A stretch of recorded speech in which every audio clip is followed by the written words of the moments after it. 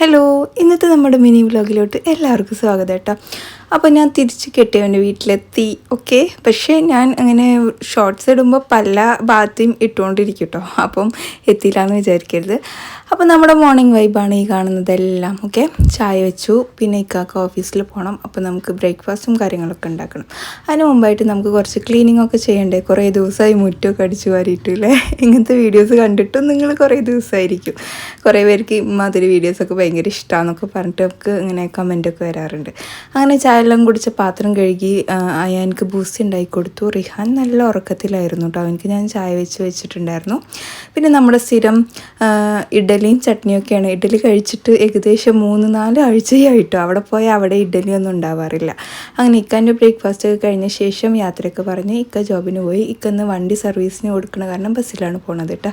അപ്പോൾ നമ്മുടെ ഇന്നത്തെ വ്ലോഗ് ഇത്രയും ഇഷ്ടമായി കഴിഞ്ഞാൽ ലൈക്ക്